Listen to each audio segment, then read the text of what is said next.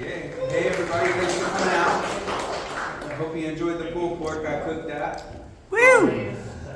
Yeah, we're just covering some fundamentals first. Anything from a small breakout to a large breakout. I'm giving you like 5 simple bullet points to apply in a wide range of smaller audio scenarios. I'll tell you a little bit about myself, and bear with me if my voice shakes a little bit. I'm terrible at public speaking, very confident in my skill set, but give me a little bit to get settled in here. So, yeah, we're doing 5 simple fundamentals to know for repeatable results.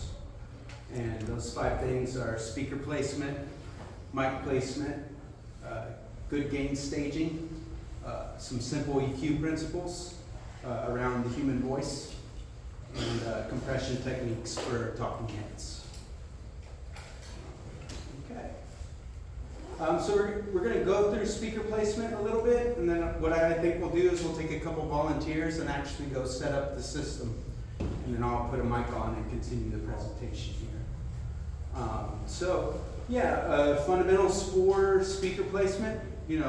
First and foremost, know what your listening plane is. In this classroom today, it's this table you're sitting at. It could be that pillar wasn't there in a bigger room and you're doing a wide set and you need 4 speakers and you have tables set across the whole room. So just knowing where your chairs are going to be is very important, first and foremost. And a lot of times when you roll up and you're doing the build, the chairs aren't set yet. If you've done this, that's often the case. So trying to flag down a PM where you get some kind of diagram, or trying to get that info as early as possible so you can put your speakers in the right place is very helpful. And let's see. Next thing in your process there is knowing the display of your speakers. So every point source speaker or any speaker has a splay, and that's how wide of a throw it has. So it could be 110 degrees, it could be 90 degrees. Knowing that kind of tells you how wide it's going to throw, and you develop an ability over time to kind of just visualize that standing behind the speaker and pointing it. So point the speaker, where you want it to go. Cone filtering is something we can't always avoid, but we should always try to. The goal is to get coverage across a whole room without 2 speakers splay paths crossing over each other. Because when this happens, you get a cone filter, which if you look at it on a heat map, it's like a cheese grater through different frequencies. So take 2 steps to the left, it's down 3 dB at 2K. Take another step that way, it's up 3 dB at 2K. So when you want to avoid crossing over those splay paths between speakers. Other big consideration is range ratio, which is just the difference in distance between the closest listener and the furthest listener. So in like a breakout context, what gives you an advantage is being able to back up the speaker as far away from the first seat as you can, in a way that works where it's not splashing onto your stage, of course. But say your first row is, 10 feet away, and then your back row is 30 feet away.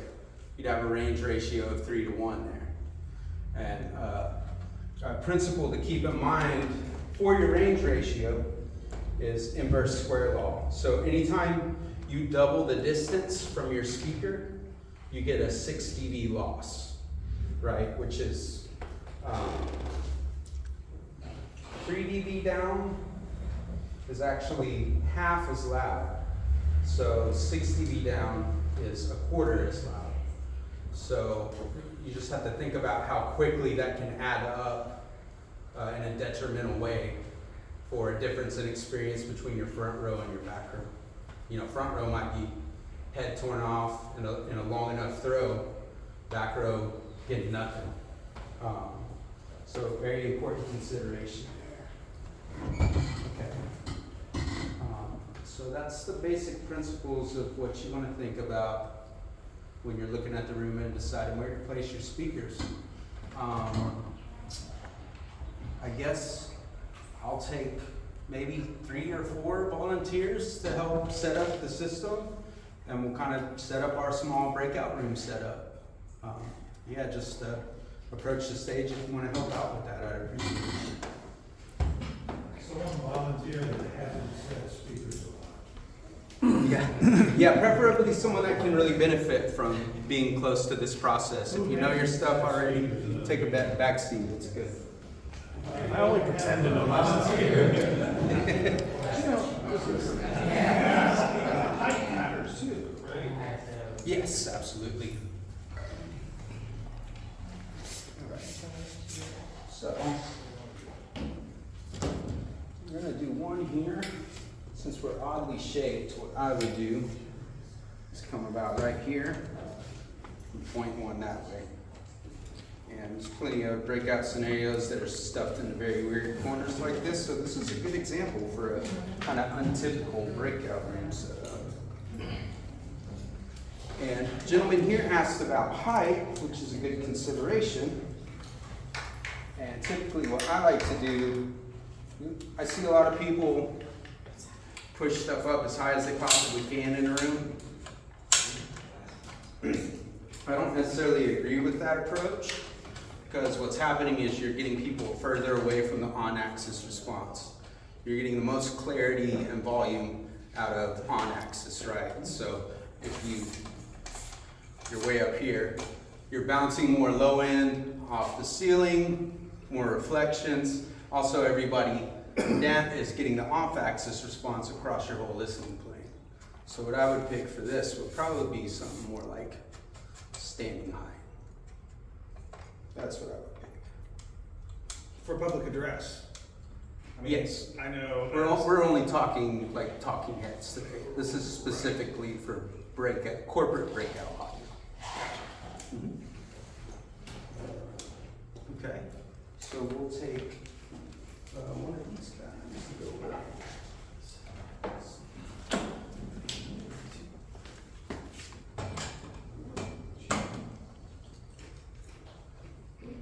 Does that have like a little spoon thing on the back there? Can you lift it up a little bit? There we go.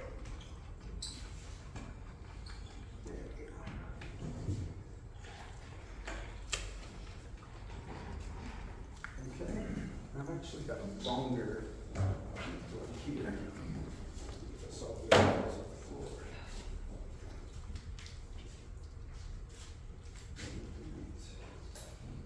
Riveting stuff. Oh yeah.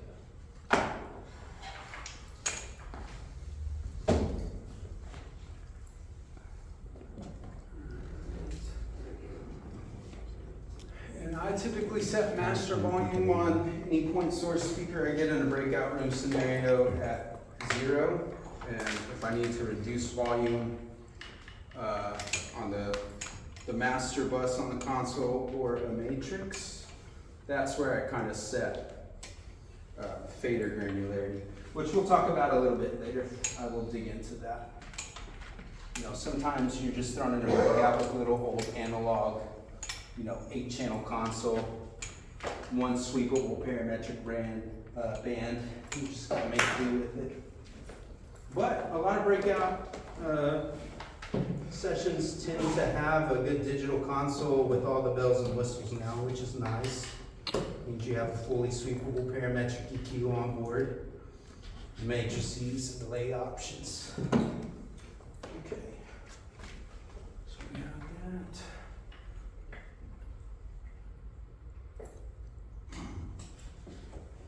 So is it important to plug this power in before you plug the XLR in?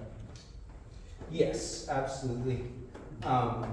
You want XLR first, actually. The way I would term that is you want your XLR plugged in before you hit the on switch. If the speaker's on and powered already and you plug in, you're going to get a pump. Good call. Which this one was. The switch was on. The switch was on, but it's not powered yet. Right. Let's see.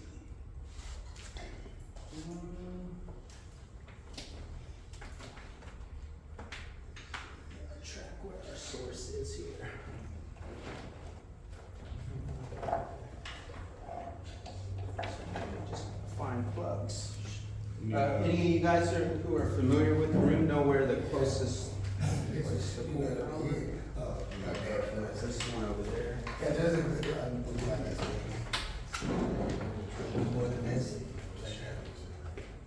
Yeah, we're plugged into that. We got some slack on that yellow. Yeah, good place. It looks like it's plugged in right there. If you want to unplug it, we can just drag it across stage. Oh, okay, yeah. Plug it in stage left here.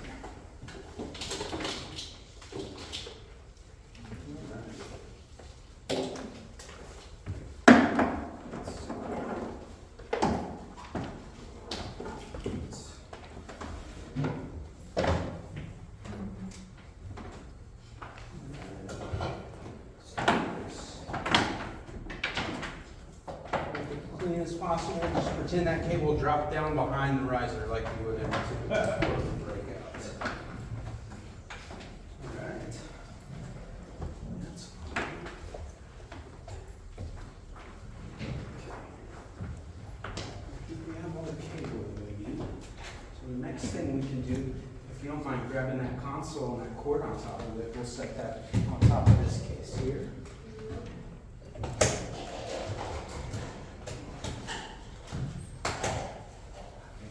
What's your name?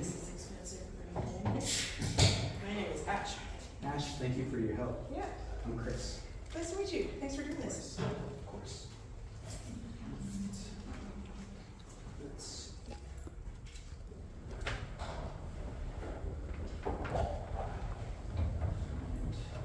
put it all together.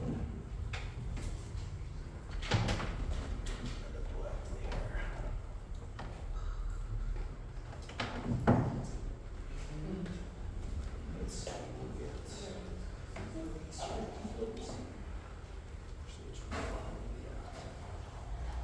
Always want to pick the shortest cable length to get you where you're going. Easier on the stride, cleaner for the demands of corporate aesthetic. You know, they want everything very spiffy and as little visible cable as possible. So we're going to go output to this.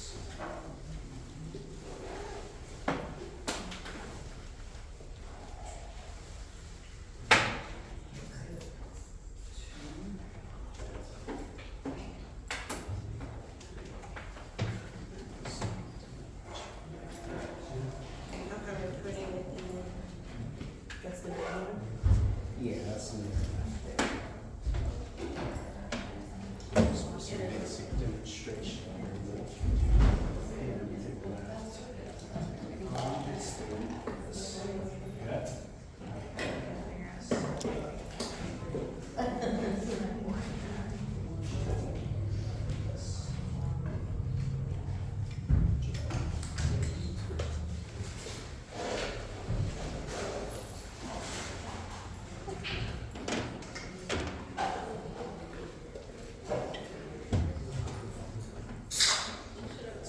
Just to demonstrate that I can.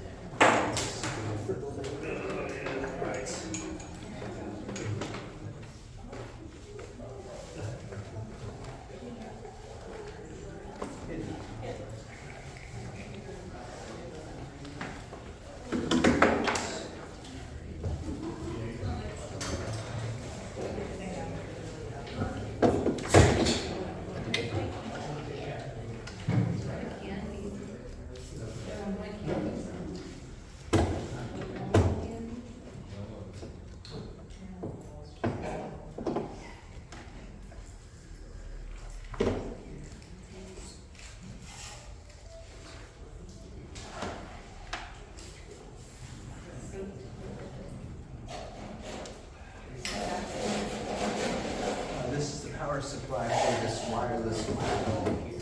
That's the wireless mic. Exactly, I'm gonna put a lav on, present with a lav on moving forward. You know, to do some EQ stuff and demonstrate some of my techniques for gain stimuli. I really did something. I wonder what's in the bag. Is it only been in my purse? Sure, so you have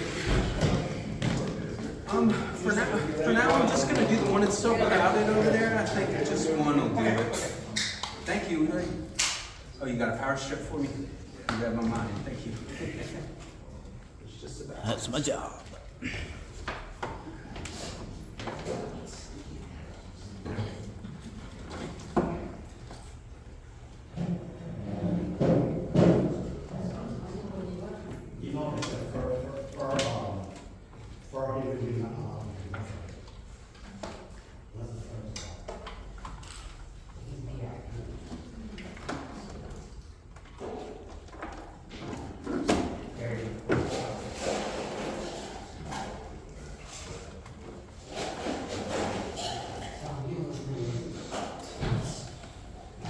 Just want to find the actual.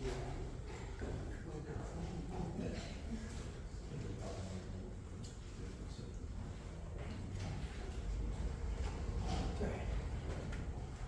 Yes. So, does anybody have any questions about some of these basic speaker placement principles I'm covering here? One thing you said that I was unclear on, you said about display. I always thought that when you have like a speaker on one side and a speaker on the other side, the goal is to shoot corner to corner, and that would create an X in the middle. So Well, you just took that and. Yeah, that's and it's funny because that's a very common approach I see in the field. But if you can avoid that with the right set of speakers in the right room shape, you should. Okay, so if you have enough speakers, you can maybe just go straight on. But if you don't have enough, Yeah, you. backup plan. I mean, I don't know. That and what yeah, you're that's trying to say. that's kind of why I mentioned there. It's something we can't always avoid. Sometimes you only have two in a small room, and to cover the whole space, you have to. But if you can, you should try not to, because you're just causing a ripple through all the different frequency spectrum with that comb filter. You get a more even. The goal with speaker placement is always what we call minimum variance, right? You want the same tonality through the whole span of the room best you can. Plus minus 6 dB is like the big fancy rider demand if someone's deploying a big PA. The goal is the same show in every seat plus minus 6 dB. And avoiding comb filters is part of that if you can do it. So in like a wide breakout room, say stage was on here, there was no pillar and the seats were here. A lot of times what you'll see is 4 point source speakers in your kit, and you'll drop those evenly spaced best you can. And if you're far enough away from the crowd, everything's getting covered and you're minimizing that comb filter by the crossing of displays, right? Yeah, and that's something you always try to do. Sometimes it's not possible, like you said, but just a good thing to keep in mind. My understanding is a cone filter comes from the idea that like the tines of a cone are really long, and then there's spaces between them. Mm-hmm. And so if you take like 200 hertz and you point 200 hertz at each other, in some spots it's gonna increase the volume way a whole lot, and then in other places it's gonna cancel each other out. It's gonna dip. And so you have this wacky like up Yeah, and it down. literally looks like a comb on an RTA if you look at it through an RTA mic. Yeah, that's right. Trying to think about how I can expand on that a little bit too. Yeah, it's just a good thing to try and avoid, because like you said, you're getting summation in some frequencies and cancellation in others. So your response is just all over the place if you have a bunch of comb filtering in your room. Yeah. Okay. Any other thoughts, questions? This is my first time teaching, so I'm trying to keep it real simple, some digestible tidbits for you.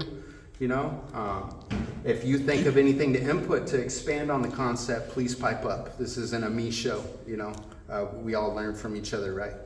What would you think the display is on the EV? Let's look it up real quick. So, good thing to do when you get on site if you're not familiar with the particular speaker brand you're using is come look at the back, look at the speaker model, and pull up the manual and find out what display is. And I'll do that here on the computer for you. Yeah, I can't tell you how many times I have jumped into a scenario with no pre-production materials, like zero idea of what I'm getting when I step on site. It's, oh, here you go, you know, figure it out. And that's what Google's for, right? And so let's go to Google. Or ChatGPT for the younger crowd. Yeah, that's. You gotta check ChatGPT's work though. If we have any Dune fans here, I'm very much a Butlerian jihad when it comes to AI. It will spit out false info. Not that it's not useful for speeding things up, but you need to be, if you're using it, be very wary of the results it's spitting out, because it will hand you completely false info, which could really bite you if you're putting too much trust in it, right? I'll stay out of the larger ethical and philosophical context of that whole thing for now. It would make a good session though.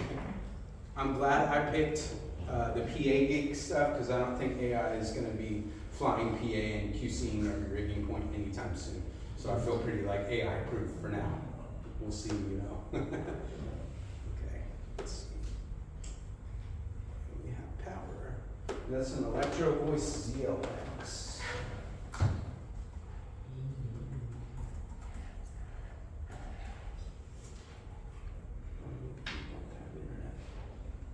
Someone know the Wi-Fi? Can I give you a hotspot? Yeah, my phone just died. Very prepared. I spent a lot of my bandwidth on that full point instead of being technologically. I can actually just look it up here. Or yeah, if someone else wants to look it up, yeah. What is this? This is Electro Voice ZLX. It really is. I don't know why we're not.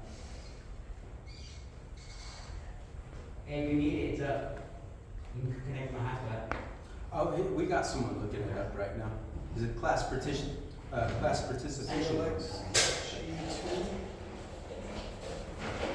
I've got an AI overview. Yeah. Let's compare notes. The AI overview says that it has a coverage angle of 90 degrees by 60 degrees. That's the 12 feet? All right, so that would be 90 horizontal field, 60 vertical. Yeah, that's the 12 feet. Well, I mean, that's what, I just looked up Yeah. ZLX and 12 feet. Yeah. 90 by 60. There you go. Are the different sizes of the same line gonna have the same display? Yeah, it looks like all three in this series have 90 by 60. Yeah. Yeah, they have 8 feet, 12 feet, But 15 feet. that's not necessarily the case with other lines, you know. You get different JBL size lines, you might have often a different display response. So you just want to make sure you know exactly what you're encountering. Cool, all right. Yeah, everything else is different, except the power rating and the coverage angles.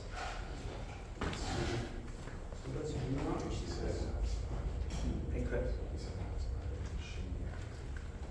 Oh, okay. Yeah, I'll hop on that. Shim's Galaxy. But it's still also it's still Say that.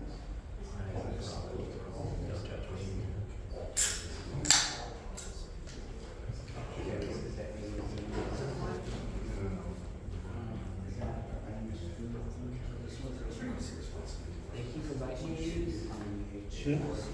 Did they like that last time?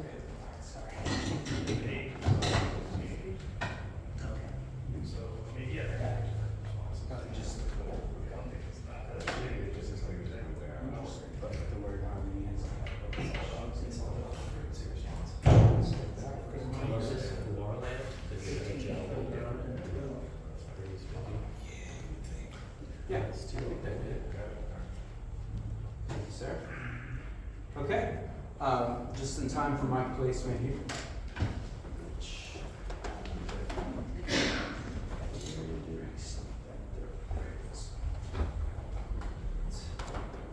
So, topic I haven't touched on yet is gain before feedback, which is the name of the game for getting all the headroom you need in a corporate event, especially if you're doing like 4 or 5 person panel in a breakout room. Gain before feedback is super important. Your best, a lot of people get caught up on all the modern tools in the digital console, right? Speaker placement and mic placement are your best weapons against a low gain before feedback situation. You want to focus at the source. Old school analog guys will tell you quality at the source, start there. Good foundation. Can you explain what gain before feedback means? Sure. So gain before feedback is how loud you can get in a room. So if you're driving your fader up, gain before feedback is whatever point you hit that starts feeding back is your ceiling. So that's why we call it headroom, right? In audio, the term is headroom. So there's headroom before clipping a preamp. There's headroom before you hit a feedback point as well. So gain before feedback is how much, basically, after you gain stage properly, how much room you have on a fader, and you want to know this after you gain stage, exactly what point on that fader is going to hit feedback. And usually you want to aim to place that between like -5 and 0, or even higher if you can. Because you want your fader granularity moves to typically be between -10 and 0. Because that's where you get the most subtle, like little bumps to get you where you want to go. Better fader granularity. Which I can demonstrate a little bit later on the board for you. We'll have everybody gather around and shadow my process for gain staging and EQ. And we'll put this on. And after I get it untangled, no pressure, right? Okay. So lav micro I like to start with, and of course sometimes you make minor adjustments based on where you can place the mic. You know, sometimes women's clothing is not the best, not the most forgiving for mic placement. So you might have to place somewhere odd, but ideally, center of chest, about a fist width below the collarbone. And obviously when you're micing somebody, you're not gonna do that, but you can kind of get an idea just guessing and looking about where you're gonna go. So here for me, that'd be right about above this spot. And you want it to be as straight as possible.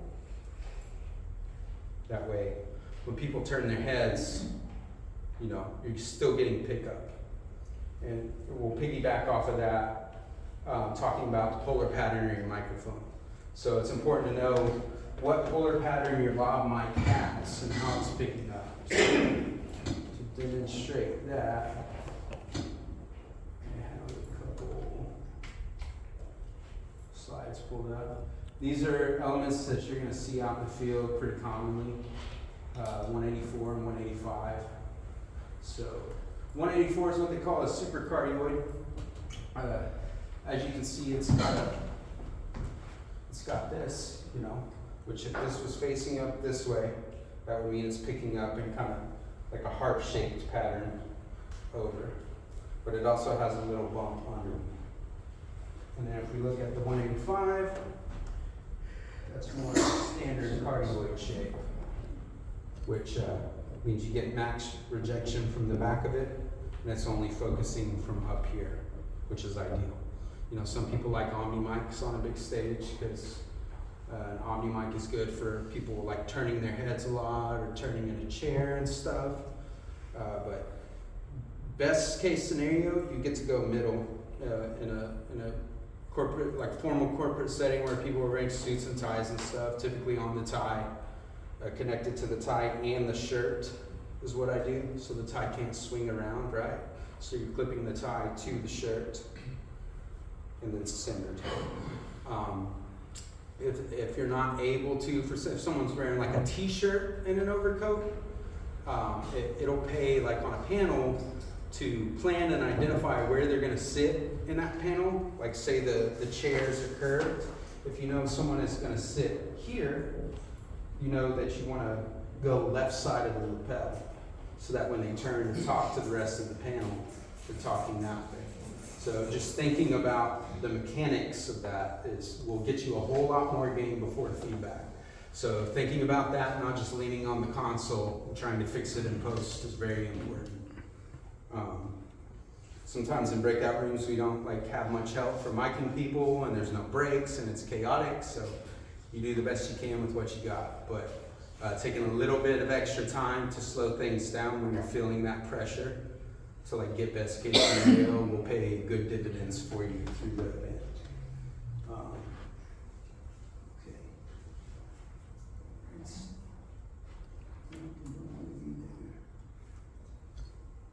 Oh yeah. Let's demonstrate. I'm kind of hopping around, so apologies for that. But what we have here is a heat map of the volume of, I placed 2 point source speakers in that listening plane. And I'm going to hop through different frequencies here just to demonstrate for you. Higher frequencies tend to only splash out the front and be more true to whatever the advertised splay is. So it says 90 degrees, right? And a lot of your higher frequencies is actually going to be 90 degrees. But as you go down in the frequency spectrum, that's actually not true. So as you can see here, there's a little bit of splash off the black. You're down in the blue, which is 84 dB. But I'm going to click down through lower frequencies and you're going to see. So let's go higher first. Yeah, you see how there's less splash off the back in those higher frequencies. Blue is quiet and green and yellow are loud. Yeah, you have a scale on the right here. So blue is quiet, and you go up to green, yellow, orange, red. That means louder. So watch. What you want to watch is back behind. This is the back of these speakers, basically. So let's see what that does. So you can get a visual representation of a very frustrating acoustic phenomenon. And you watch that volume increase out the back of it as you descend. See, now we're into dark green, light green, which is another 3 dB louder, or 6 dB. We have it in 6 dB right now. Now it's yellow at 315, so you just got to think 10 feet behind that point source speaker, you have yellow splashing out the back of it at 315 hertz. That's why you'll notice if you've ever done a breakout room, especially if you have a panel with a bunch of mics on, it's that low end that's taken off on you, and that's where you end up having a dip. But as we go down, it just gets worse and worse. Yeah, now it's orange, So just something to keep in mind. Yes, you have a 90 degree splay, but that's not true for every frequency. It changes the lower you get. So what we call low mids are the thing to look out for on a panel. That's the frequencies that are most likely going to take off on you first when you ring out a system and try and identify what you gave before feedback is and improve that with EQ. Okay, so we'll hop back to where I was. So that's why speaker placement is so important, and knowing what your speaker is gonna do. You know that when you get down to 500 hertz and under, a lot of that energy is gonna splash off the back. So if you're on a wide stage, the further away you can get it from the actual range of where the mics are placed, if you can get it 5 feet away instead, depending on what the aesthetic limitations are, because you can't block like a projector screen view. You have to consider these aesthetic things when you're dropping speakers. So you just want to consider that when you drop your speakers. So yeah, mic placement, I gave you basics of it. That's really it, There are tools you can buy that work as magnets to allow you to kind of achieve this with weird clothing. And it just works, one side's a magnet, and you place the other component here, and it allows you to be in the middle on like a t-shirt where you don't necessarily have the option to clip cleanly and put it in the ideal location. Let's get that back off.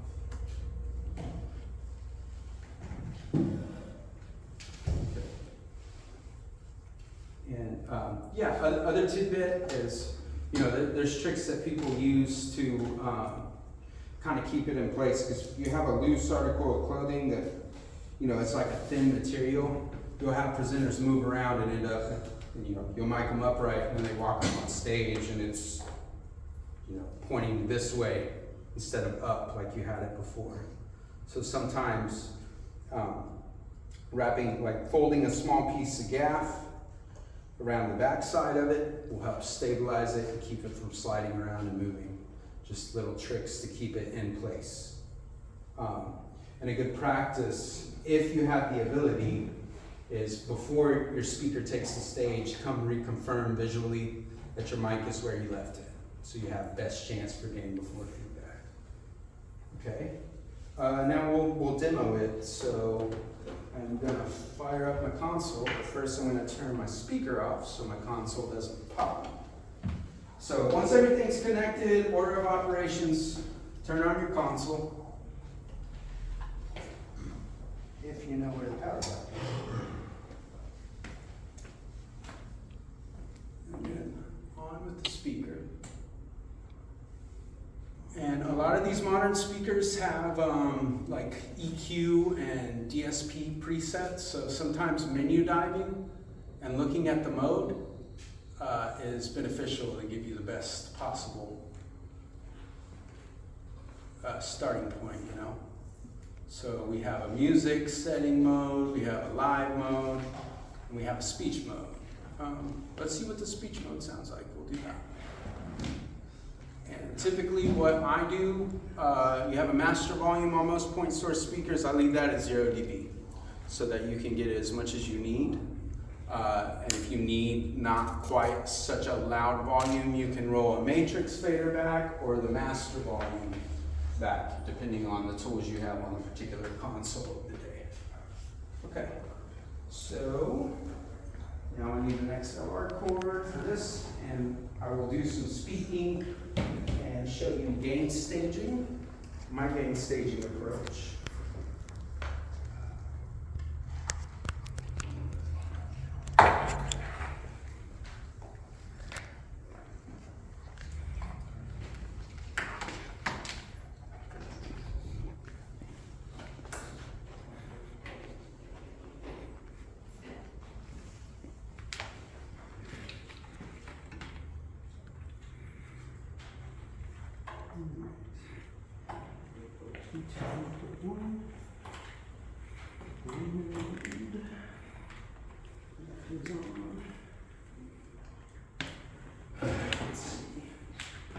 The wireless mic, you gotta just make sure you're synced up and on the matching frequency.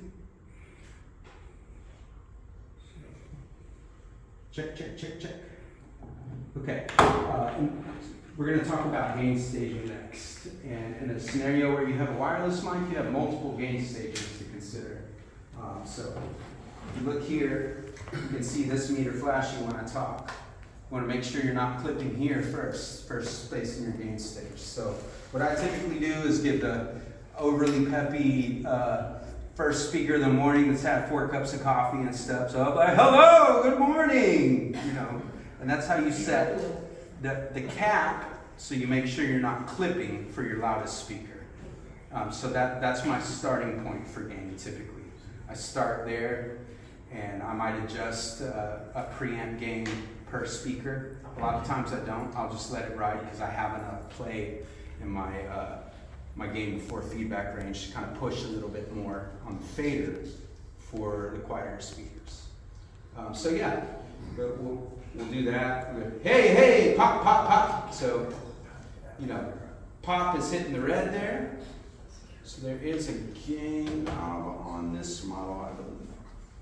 Yeah, -10. Hey. Pop, pop, hey. Maybe 0. Let's see if that plays. Check, pop, hey. So I like that better. That gives us headroom. We want to avoid clipping, if at all possible, first and foremost. So we have that gain stage. That one's good. Now we're going to come over to channel 1 of this console. You know, feel free to come stand closer if you want a better look at what I'm doing. Don't be shy. But you're also going to get a chance later to come have one of us put on a mic and play with this process yourself if you'd like a chance to do some hands-on time. So, check, check, hey, check 2. Hey, check 2. Check 2, hey. Nothing from that at the moment. Let's make sure that it's pulling from the onboard. Let's see, I haven't been on one of these in a while.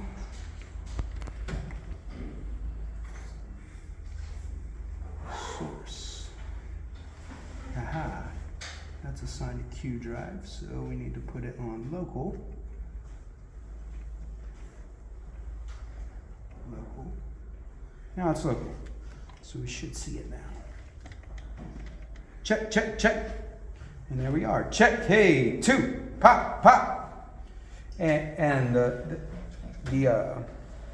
what you want to do is have your peaks, your loudest sounds you're making to check, kind of barely, kind of into the yellow.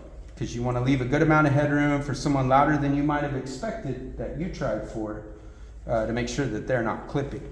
So check, check, hey, whoa, hey, ah. All right, I feel pretty good about that gain stage. So that's... I have a question just for the people in the back. You said the yellow, right? There's on the digital board, there's like a meter of dB that associated with the color. What dB are you shooting for? It differs from board to board where they set their numbers. The weird thing about the decibel setting is you have DDVU, full scale, so it's... I know it's different if we're talking analog or digital and board to board, but there's no guideline you're following, just yellow. No, not a number, yeah, just yellow, into the yellow. That's making it so Okay. And right now, I'm not using matrices at all, so I'm just going to use the master fader to kind of set where we have the right volume that we want between -10 and 0 on the channel fader. So let's pull this up. And first thing you want to do, typically on any talking head, or most inputs, be it music or talking head, is set your high pass filter where you want. Now, the human voice, I don't need anything below 150 typically. Unless I'm on a big rig and I know I have control and I want some extra weight, you know, for a big concert. For talking heads, I'm typically going to start at 150, see how that plays, make sure it's not more than I want.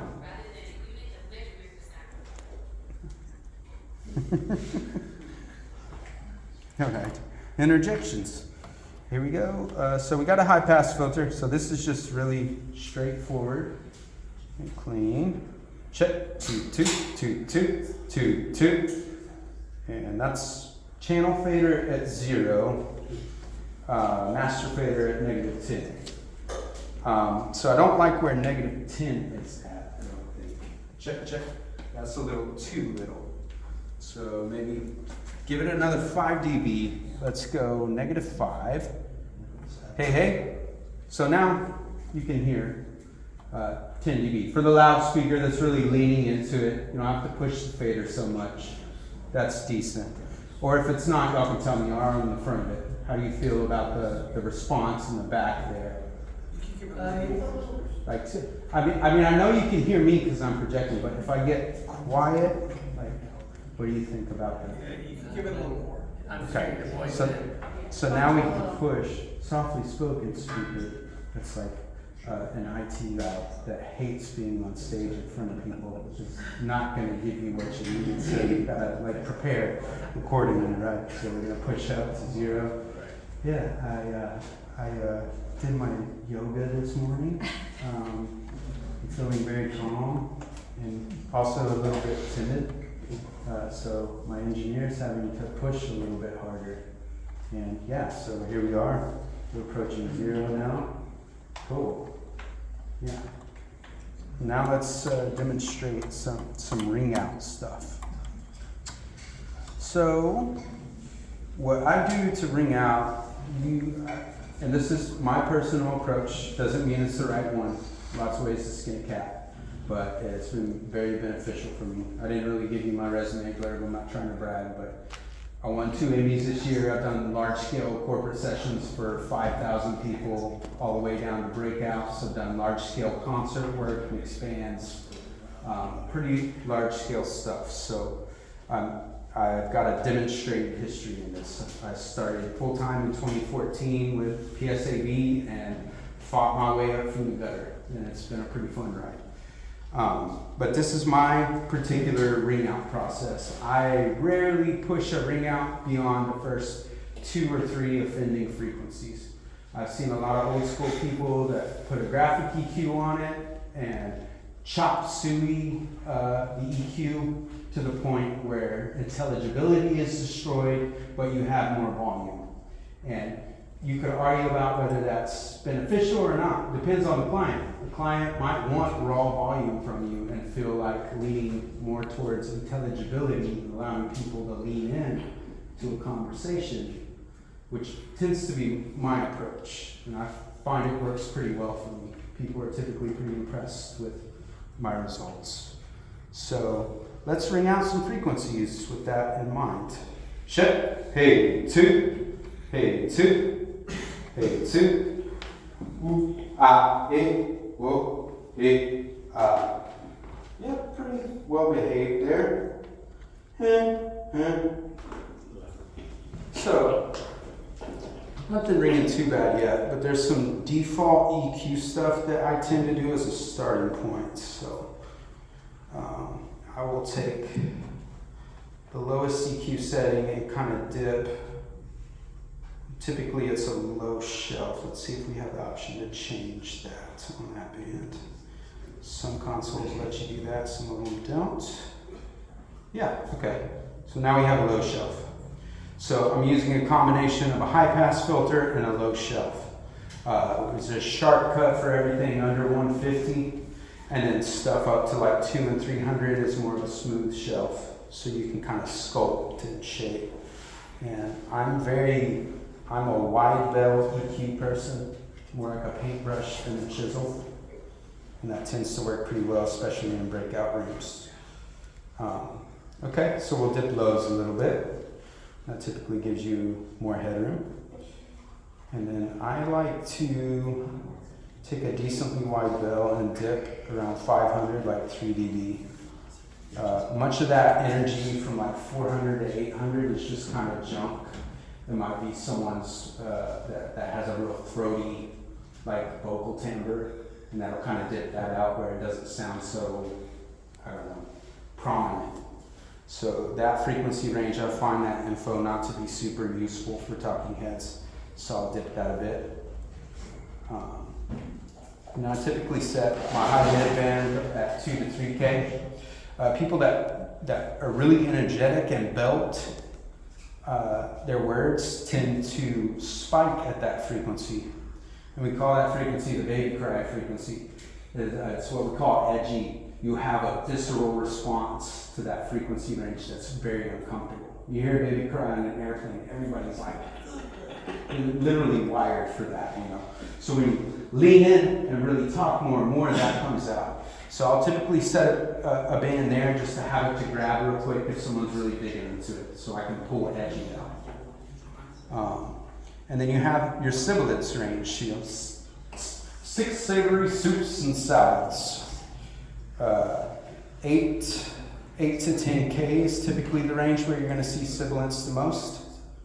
So I will narrow the Q of my EQ, which if you don't know what Q is, that's basically you're shifting the shape of your EQ band to be more sharp, where you're just focusing on one frequency, or kind of widening it to more of a bell. You're doing a more subtle drop. So I do, you know, a little bit narrower up in that sibilance range. And then you can dip that out, and now you can hear. Hey, ha. Let's turn EQ off, just so you can.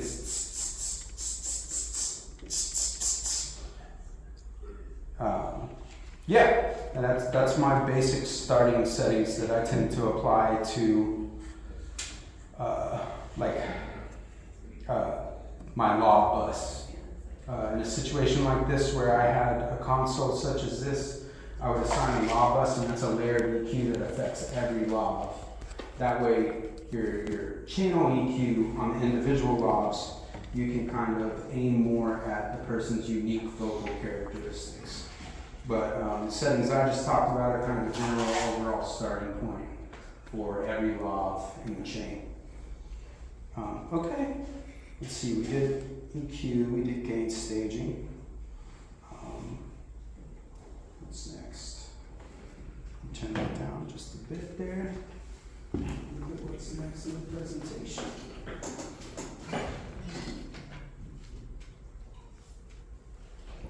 We talked about gain staging already, you know. If you're not comfortable belting in a room and being the center of attention, find an A2 or somebody who is happy to step on stage and just really do the loud and the quiet to at least give you a good starting point for where your gain is set. And now we have EQ. We covered some of this already. Do the ring out. Before I go do the ring out, which I'll demonstrate the ring out for you. Let's break down the human voice into different segments. So everybody has a fundamental frequency in their voice, you know, which typically runs anywhere from like 175 to 300. Females typically have a little bit higher fundamental. Males go a little bit lower. And that's where all the body of a voice is, the weight, if you will. Any nasally frequency, if you have someone who's real stuffed up, you're probably going to dip 1K. That 1K range is the nasally range typically, somewhere around there. And then you have, you know, your sibilant syllables. A lot of that stuff is going to come in up around the 5 to 10K range. So that's where you get a lot of articulation and intelligibility. If you dip that stuff too hard, you're having to compensate for that lack of intelligibility with volume. So it's always a balancing act. Like Bob McCarthy has a saying that I like, and it's there ain't no such thing as a free lunch. So most things in audio are doing one thing, you're taking away from another thing, and you have to balance that to your goals, right? So don't smash intelligibility to get volume as a starting point is my philosophy. Sometimes you'll meet clients that just aren't satisfied with that, and they just want a blazing loud assault. I had the distinctive pleasure of getting tricked into doing a Trump rally last year, and literally the way it was described was, we want to assault the audience. So as you can imagine, there was a lot of graphic EQ chopping, and it was far too loud, and I had my plugs in the whole time, and probably looked very generally irritated because I was. But that's a good example of that. Sometimes you're going to have clients that just want raw volume, even if it makes the speaker sound like a walkie-talkie with no intelligibility or clarity. But I always aim for clarity. Okay, so I think I've covered the basics of that, and I know I kind of went all the way from gain staging to EQ.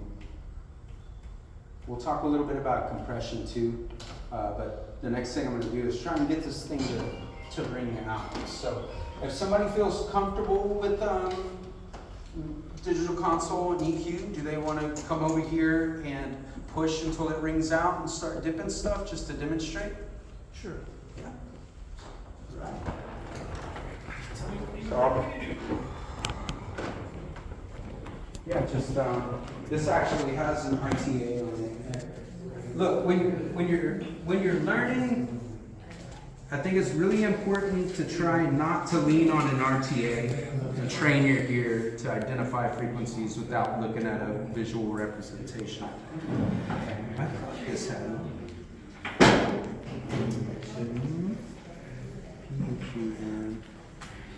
Perhaps. Can you touch it and draw on it?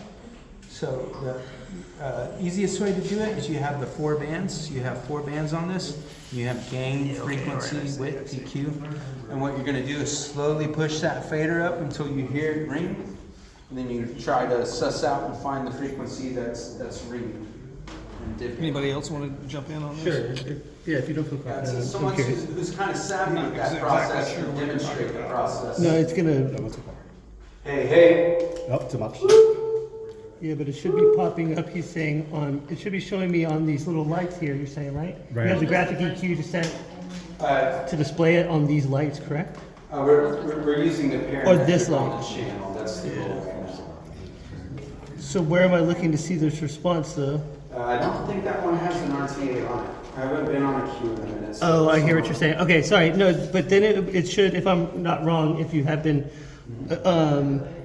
it'll show you on these lights, the select lights and the PAFL lights. It'll show you if you bring up the graphic EQ. I've seen this done before. That's all I'm saying. Sure.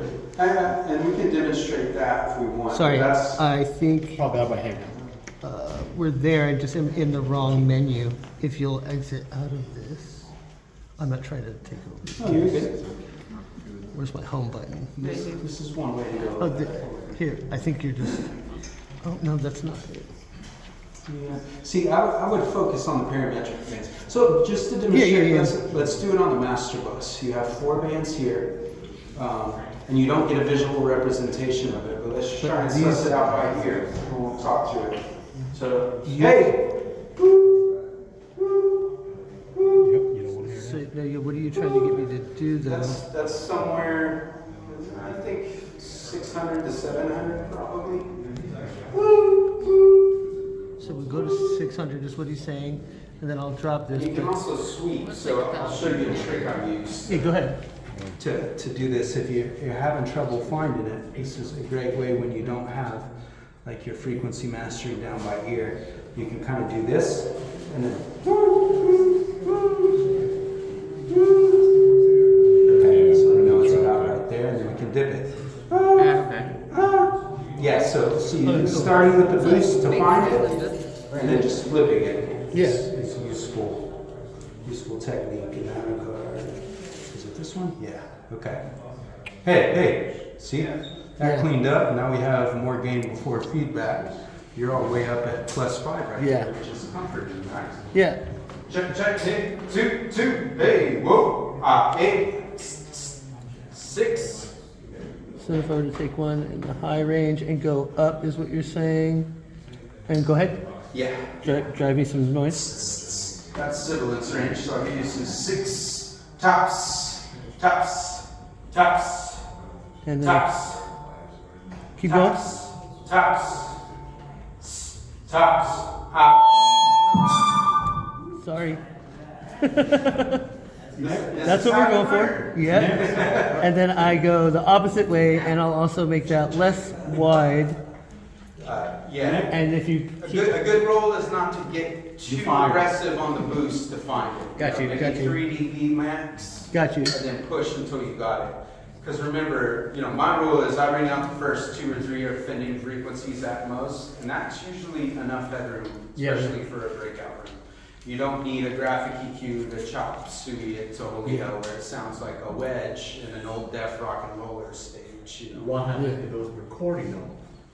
What? If it was recording? While we're ringing the room out?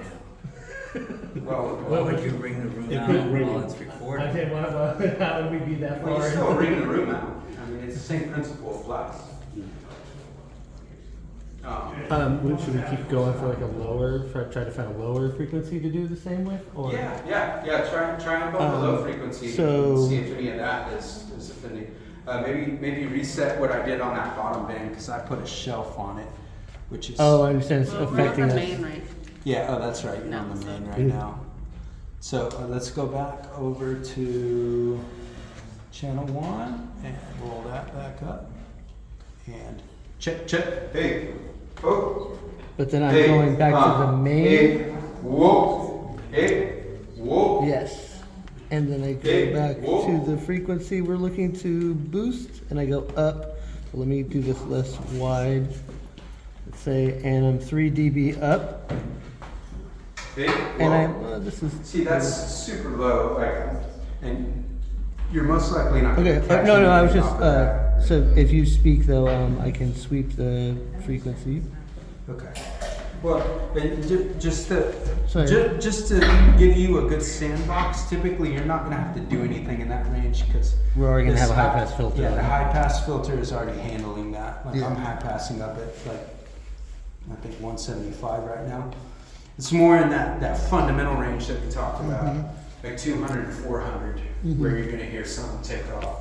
Especially if there's multiple lavalier mics open on the stage and you have 2 speakers on the corner of the riser splashing all that low frequency energy that comes out the back of the speakers. Yeah. Like I showed you earlier. That's where it catches you typically. So, let's see. Let's gain, yeah, that's a shelf. Let's make it not a shelf. And roll it around and see if we can make it ring. But you get the basic idea, right? Yeah. So let's do that. Yeah, that's a little more. And gain up. Hey, hey. Hey, hey, hey, hey, hey, hey. Hey, hey, hey, hey, hey, hey. Hey, hey, hey, hey, hey, hey. I mean, yeah, that's pretty resilient. Hey, whoa, ah, hey, oh, ah. So it's a little bit in that range, right? So we'll dip that. Hey, hey, ah, hey, pop, tisk. Okay, and we've rung out 2 frequencies. That's a pretty solid start. And you got your fader way up at plus, plus 5. Hey, hey, nothing's taking off right now. It's a good start. And there's a certain point that you get in the process where I just call it the ring dance. The more you go up, it's going to start hopping around to all different spaces. You can't chop all those frequencies. You're just killing the intelligibility to do that. Yeah, exactly. That's my philosophy around it. Okay. I think we're pretty comfy with EQ. Anyone have EQ questions or alternative theories about approaches? Anything? What do you mean by a shelf? So a shelf EQ, if you want to step around here and look, I'll show you. So, There's a visual representation of what that looks like. yeah, sorry. So that's the high pass filter, right? So this is the first point you want to hit. You see that right there? It's a very sharp cut. So it's letting highs pass and it's dumping everything below that frequency aggressively. So just to demonstrate, you'll kind of hear this get cold and no low. Hey, hey, hey, hey, hey, hey, hey, hey, hey, hey, hey, hey, hey, hey, hey, hey, hey. And then a shelf is up here. We're gonna. So a shelf is like, imagine the shape of it is down and flat as you're reducing it. So you can see what I'm doing there. And let's roll it back to where it's a little bit more obvious what's happening. See, it's shelving it. So it moves it like a shelf instead of a notch or a bell. Like How do you these change it? How do we get there on? Yeah, so there's a touch and turn function on this, which is really common on digital consoles. Touch and turn is like the new fangled UI option. So you touch that part of it, and then you can shift the width of it. And if you roll it all the way down on these, you can only do it on the low and high frequency. You have a low shelf and a high shelf, right? So if you roll this all the way down, it becomes a shelf. Oh, okay, gotcha. Yeah. Okay. Any other questions? No, that's not my dog. Okay. Okay, let's do compression next. So this is another trick for getting full feedback. Go ahead, Ryan. Okay, so I've worked on obviously on analog, and you know you could ring it out, but it was much easier. All we did was just go to gain, and we hit that, and it backed off on it. So my problem is because I haven't done the digitals, how do you get into how do you access that? That's what I want. How do you even get into there? To this Because, EQ? yes, because this channel 1 fader, I would have like a normal, like a normal analog port. Yeah, it's only there. So how do you get into that? Or is this used for all basic? Yeah, so this EQ is boards? like the default on a digital console is your EQ section. Your 4 bands are here, and then what you do is you select the channel you want to affect, Okay. and then it pops that So channel. that's universal on all Exactly. EQ. Yeah, so it's like think of it like this is EQ for every channel, but Yep. you're just selecting where it's focusing. You're ISOing it. I understand that. Mm-hmm. Okay, but that's a common feature. Yeah, that's the name of the game in digital world. Exactly. Is EQ That's in a what I set don't section, understand. and a lot of bigger boards are even taking away like more and more knobs from you and making you touch and turn everything. And that's what I wanna, that's where I still haven't caught up, because I got the old, I just wasn't brought up with that, and then I did other stuff, so. It's a pretty It's a jarring curve. switch because you have a muscle memory built if you worked in analog world, right? And then you come in and get on a digital Yeah, console. that's not the hard part, it's the learning process. Yeah. It's to get on with it. Well, it's just about knowing how to. And that could be on a Behringer or smaller. Yeah, this Allen. applies across the board. That's yeah, all I- X32 and Midas, it's all going to be Okay. a focus EQ section, and then just where to focus by the select button of the Okay. channel or the bus. Because that's why I was trying to get to this, if you know how to do the EQ on a digiboard, I don't know how to do it. I know how to do it the old way, I don't know what knobs to push, because I just haven't played with this shit. That's the whole point. Yeah, well, that's why we're doing this, right? I Exactly. want y'all to get a chance. That's what I'm trying, okay. Actually, does someone have the time? I want to see where I'm It's at. like 5. Okay, so I'll rush through Yeah, whatever. my compression approach real quick, and then we'll give y'all some time to come in and just mess around with cool. gain staging from scratch, high pass filter, EQ, and compression. So, compression is next, and what I typically like to do as starting point for talking head compression is somewhere like a 2.5 to 1 ratio, very gentle, a soft knee, and I like my attack up, around 6 or 7, and a release around, I like to go down to 80 or 60 What is on the this cue. definition of compression? So yeah, that's a good question. I probably should have led with that. Thank you. Compression, what it does, they say it makes loud sounds softer and soft sounds louder. And the way it does that is by chopping the peak off your waveform, depending on where you set the threshold on your compressor. So the lower your threshold goes on a compressor, the lower in the peak it's going to chop, right? So. And you can kind of see this in action here. So let's do this. I'm going to roll this threshold down, and you're going to see this red light right here next to it. Red light. Start to go as I drop the threshold. Hey, hey, hey. Now you see it jump in. Hey, hey, hey. And that shows you the amount of reduction you have. And on a cheaper console like this, it's not telling you exactly how much it's reducing. You just kind of got to do it by ear. But I don't like to chop more than like 3 dB off pronounced peaks. I'm perfectly okay with letting the voice be very natural. Yeah? Okay. Sorry, can you show me the extremity of what happens when you set these parameters? Sure. So I'm going to roll this threshold way down just so you can. Okay, so now if you go stand out in front of the speaker and you can hear how squashed everything is. There's no articulation in the syllables. Yeah, and it's also reducing it a bunch. So let's gain up. There's a makeup gain on a compressor where if you were using a very aggressive approach, you would up it like this. But now you can hear me better, right?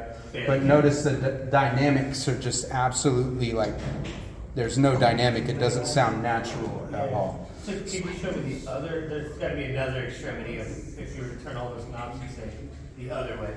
So the other way, the good way. Yeah. You know, I'd love to compress a bass 6-to-1 with a good amount of dig in for someone who's really chunky and digging in, but might back up and play light. But on a talking head, I just want to chop peaks. That's all I want. And I'm gonna make this peak RMS because you do have the option here.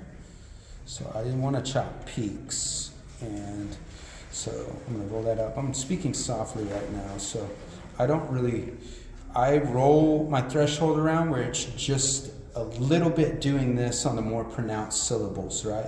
So that looks more like what I want my compressor to be doing. And you have to roll that threshold for each new speaker. You know, first thing I do when I get a new speaker up is grab that threshold button and apply compression when I get. So first, obviously you want to get your fader where it's loud enough, but then you can start kind of carving it a little bit with compression and just chopping peaks off. And this is the same for a loudspeaker as it is for a quiet speaker. I want the compressor to be doing the same thing. The only thing that's really changing is where this fader ends up, right? And sometimes you have somebody that will be much more dynamic than another speaker. So they might go quiet for like a dramatic moment and then hit you with a, yeah, wow. So compensating for that with the compressor is very useful because it's more gain before feedback, right? There's a certain level when someone speaks where the peak is going to pass your gain before feedback ceiling and ring on you. So compression is another tool we have to rein that in. So a good example of like a more heavily applied compression principle that I use is if there's Q&A mics walking around in the crowd, it's getting passed around very quickly, right? It's so dynamic. Someone might be holding it out here like a torch. Someone might be right on top of it. So in that scenario, I would set the compressor threshold to be like a little bit higher and in a higher ratio on that, so that if I get a mic eater, they're not like blowing everybody's heads off with volume. So I'll demonstrate that here. 4-to-1 ratio. Hey, hey, hey, yeah, very peppy. Yeah, hey, hey, and now that's kind of reined in where it's not so intense, you know, at this higher level. Check, hey, 2. Hey, 2. We'll do even more than that. Yeah, so I'm speaking right into the mic right now, and when I do that, you get what's called a proximity effect, where it bumps the low end up. So as you can see, it's kind of like ringing a little bit in some of those lows every once in a while, now that I'm closer to it. So with a handheld mic, you want to account for that too. When I tune a handheld mic for a breakout room, I talk very close to it and ring out lows like that. And you typically apply a compressor setting that's built for that worst case scenario. But then I also want to make sure that the person who acts like they've never held a mic before, who holds it out here like a torch, that I can push the fader up to +10 if I need to, and at least get, you know, they can hear people. There's no weight to their voice. They're not prominent in the system. It's still weird, but at least people can hear what they're saying. It's all that really matters in a breakout room. Yeah, and that's compression. Compression approaches for simple talking head stuff. Okay, I feel like I've covered everything I wanted to here because I'm just trying to give y'all some morsels to go do some supplemental reading about, dig into a little bit more. And you'll get access to this slideshow so you can take it home and just expand on the concepts. There's not a ton of info in this, but I'm working on, I have a few supplemental reading links on it, and I'm going to add to it. You know, I'm going to have just the open link to it. I'll make it publicly accessible. So I'll load that up with educational materials so you can go read a little bit deeper and expand on the concepts. That'll be, you'll see, I imagine, you know, one of the tech Lagniappe guys will post it in the group or in the group chat they use, just so everybody has access to it. I'll make sure it gets posted on the event page as well if you join via the event, so you have an easy access to that. We'll have YouTube set up as well. Yeah. If y'all want, I will just sit up here and be your talking head, or someone else can volunteer to get on the mic if you're tired of hearing my voice. And I'm gonna zero this out, at least EQ and gain wise, and y'all can step up and go through the process, and I will shadow you. Cool. And kind of walk you through the process, so, don't be shy. If you've never touched a console before, come